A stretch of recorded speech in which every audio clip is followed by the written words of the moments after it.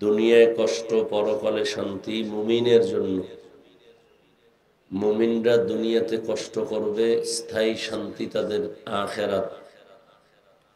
আর বেঈমানরা দুনিয়ায় শান্তিতে বসবাস করবে, স্থায়ী কষ্ট তাদের আখিরাত। নবীজি এটাকে জেলখানার সাথে তুলনা দিয়েছেন, যে দুনিয়াটা একটা জেলখানার মতো। তার মানে দুনিয়ার কোন মানুষ যেমন জেলখানায় ঢুকতে চায় না, যেতে চায় না, ঠিক যারা আল্লাহর প্রিয় বান্দা মুমিন, এরা দুনিয়াতে থাকবে, কিন্তু দুনিয়াতে থাকার জন্য তাদের মন চাইবে না। তাদের অন্তর চাইবে যে আসল বাড়ি আখেরাতের দিকে কখন আমি যেতে পারি। প্রস্তুত থাকবে আখেরাতের জন্য। দুনিয়াতে চলাফেরা করবে ঠিক, কিন্তু দুনিয়া তাদের গ্রাস করতে পারবে না। নাম্বার 2, জেলখানায় কোনো আসামি যদি ঢুকিয়া যায়, কয়েদি ঢুকে, তখন তার স্বাধীনতা থাকে না। মন চাইলেই খানা খেতে পারবে না, মন চাইলেই যেখানে সেখানে যেতে পারবে না, মন চাইলেই ঘুমাতে পারবে না। ঠিক যারা আল্লাহর প্রিয় মুমিন, তারা দুনিয়াতে থাকবেন, সামনে খানা আছে, ক্ষুধাও আছে, এরপরও খাবেন না। আগে ভাববেন, দেখবেন খানাটা হালাল না হারাম। পা আছে হাঁটার জন্য। একজন মুমিন যে কোনো দিকেই হাঁটবে না, সে কদম দেওয়ার আগে ভাববে, আমার কদমটা কোন দিকে যাচ্ছে, কোন উদ্দেশ্য নিয়ে আমি হাঁটতেছি, আমার কদম কি আল্লাহর খুশির মধ্যে না বাইরে। এইভাবে মুমিন চিন্তা করে চলবে। আর এই মুমিনদের মধ্যে এরাই বড় জ্ঞানী।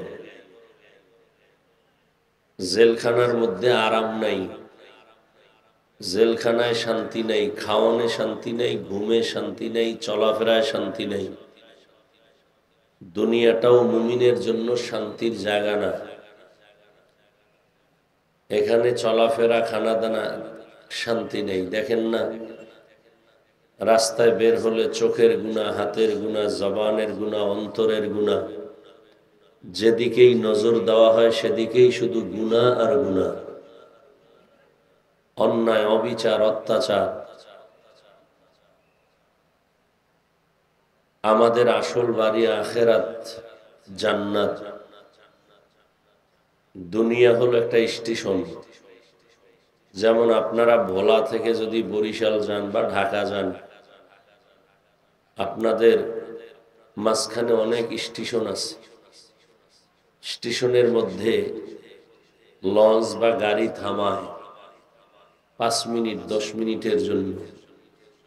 অনেকের কিছু জরুরত থাকলে, কথার কথা বাস থামাইছে, 10 মিনিট টাইম দিল যে ভাই আপনাদের কিছু জরুরত থাকলে সেরে নেন।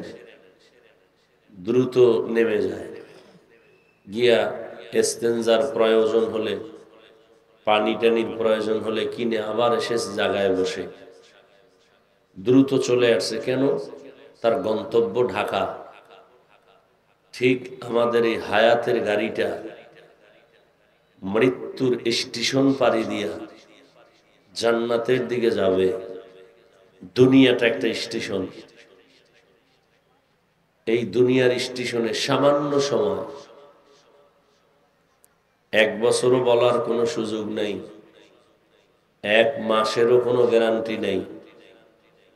দুনিয়াতে আমার হায়াতের গাড়িটা কতক্ষণ থাকবে, 1 দিন বলারও কোনো গ্যারান্টি, 1 ঘন্টা, 1 মিনিট, 1 সেকেন্ড নিঃশ্বাসের নাই বিশ্বাস। এজন্য নবী বলছেন, قال رسول الله صلى الله عليه وآله وسلم كن في الدنيا كأنك غريب أو عابر سبيل। মুসাফিরের মতো তোমরা দুনিয়ায় থাকো, গরিবী হালাতে থাকো। মুসাফির কোথাও যদি যায় সামান্য দিয়ে একটা কাপড় নিয়ে যায় আবার চলে আসবে। তাহলে আমাদের আসল বাড়ি আখেরাত। দুনিয়াতে আসছি কেন? আখেরাতের কিছু কাজ আছে এটা করার জন্য। আখেরাতের এই কাজগুলো দুনিয়াতেই করতে হবে। আর দুনিয়া মাজরাআতুল আখিরা, দুনিয়া হলো আখেরাতের ফসল অর্জন করার জায়গা, থাকার জায়গা না, ঘুমানোর জায়গা না। এজন্যই তো আল্লাহ জমিনকে বানাইয়া একটা ঘর বানাইছেন, বাইতুল্লাহ। আল্লাহ জমিন বানাবার পরে কিছুই বানান নাই, প্রথমেই শুধু একটা ঘর বানাইছেন। কি কথা বলেন? ইন্না আউওয়ালা বাইতি মুজিআ লিন-নাসি লাল্লাযী বিবাক্কাতা মুবারাকান ওয়া হুদা মুবারাকান ওয়া হুদাল লিল আলামিন।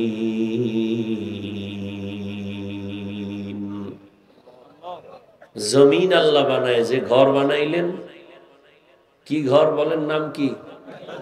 কোথায়? মক্কায়। বসবাসের না ইবাদতের? খুব খেয়াল করেন, বসবাসের না ইবাদতের? আল্লাহ বসবাসের ঘর না বানাইয়া ইবাদতের ঘর বানাইলেন কেন?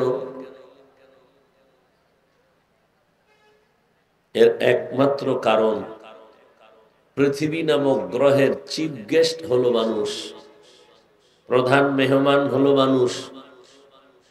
প্রধান মেহমান আসার আগে এই প্যান্ডেল তৈরি করা হয়েছে না? মাইক